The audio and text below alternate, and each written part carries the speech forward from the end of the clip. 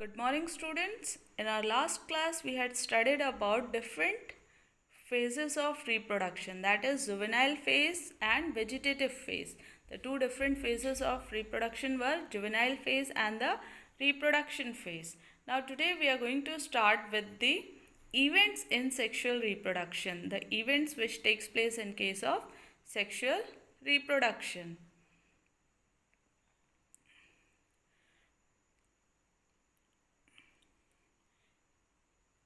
In sexual reproduction, we are having three different events. One is the pre-fertilization event, second one is the fertilization event, and the last one is post-fertilization events. Okay. Now, in case of pre-fertilization, we are having first step which takes place in pre-fertilization is the formation of the gamete. Now, formation of the gamete is known as gametogenesis. Okay. In case of pre-fertilization event, two things takes place. One is the gametogenesis, another one is gamete transfer. Now, gametogenesis is the formation of that gamete. The gamete is male as well as female sex cells. If we remember, the gametes are male as well as female sex cells. Okay. And we all know that gametes are haploid cells. Gametes are haploid cells. Haploid cells means half the number of chromosomes are present. Half number of chromosomes are present. Okay. Now there are different types of gametes. Different types of gametes. First one is known as isogamete. First one is your isogamete, where the male and the female gametes are exactly the same. We cannot distinguish between the male as well as the female gamete. You can see from the diagram. Here, this is the diagram of which one is? This is Cleidophora. Cleidophora is a type of algae, and in this, the male as well as the female gamete is the same, morphologically same. Now, the second type is the heterogametes. Heterogametes, hetero means different. As the name itself says, hetero means different. So, here the gametes are different. In this case, the size of the female gamete is much larger than the male gamete. Okay, this one is the male gamete. You can see the structure is the male gamete and this one is the female gamete. Okay, this type of gametes can be seen in a different type of alga which is known as fucus. Different type of alga which is fucus. Okay, now heterogametes are also seen in Homo sapiens. Homo sapiens, the shape and size of the egg cell as well as the sperm cell is totally different from each other. So these are the different types of gametes we can see in case of animals. Okay. Now these gametes are known as isogametes. One is the isogamete which is similar. The male as well as female gamete is same. We cannot differentiate in them. They are known as homogametes or isogametes. Okay. When the male as well as the female gamete is morphologically distinct, then they are known as heterogametes. And in this case, male gamete is known as anthrozoid, another new name as the new class. So we are having new names for the old things. Okay. So sperm is known as anthrozoid here, and the egg or ovum is for the female gamete. Male gamete is anthrozoid or sperm.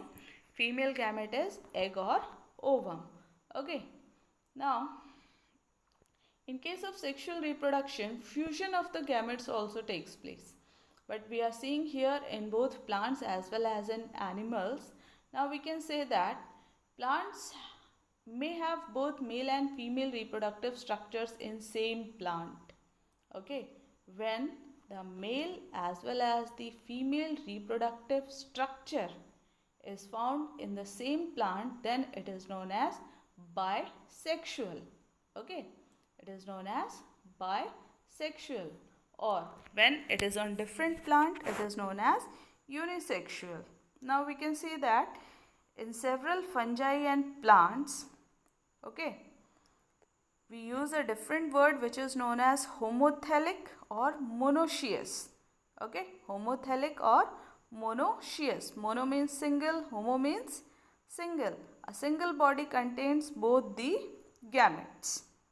Okay, so we can say bisexual, homothelic and monoecious are the same, in which male as well as female reproductive structures are present on the same plant. Okay, whereas heterothelic or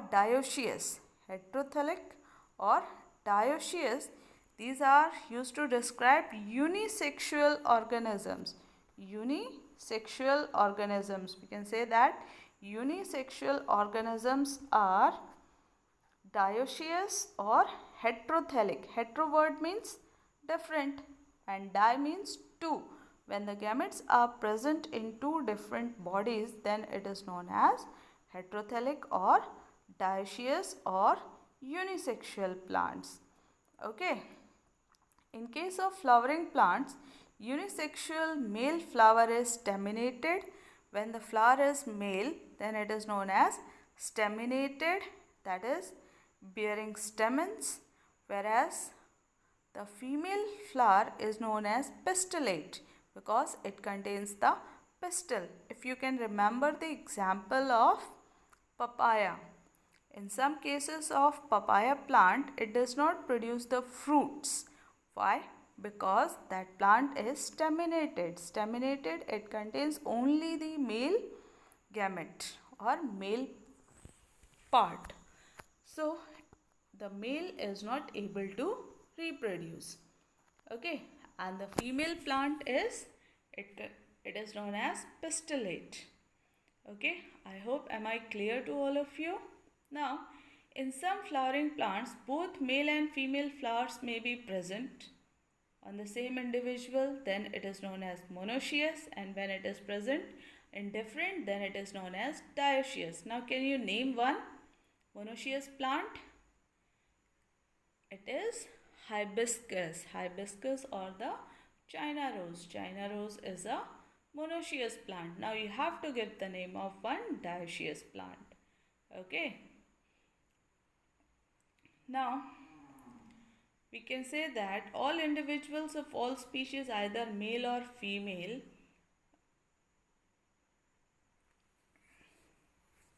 they possess the reproductive organs. Okay. Now, when a single body contains both, then it is both the gametes, then it is known as hermaphrodites. We had studied it before also. Hermaphrodites are the organisms which contains both male as well as the female reproductive part. Okay. Now, we are going to study about the cell division during gamete formation. Cell divisions. The most important step in the gametogenesis or gamete formation is the cell division.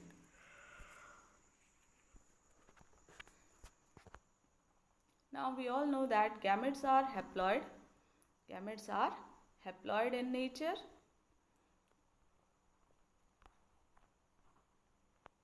Haploid means half the number of chromosomes are present. When these two different haploids combine together, it will form a diploid parent body.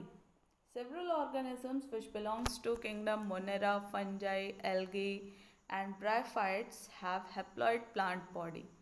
But in organisms belonging to pteridophyte, gymnosperm, angiosperms, most of the animals including human beings and parental body is diploid. Okay, so human beings, we can say that these are the diploid. Human beings are diploid, whereas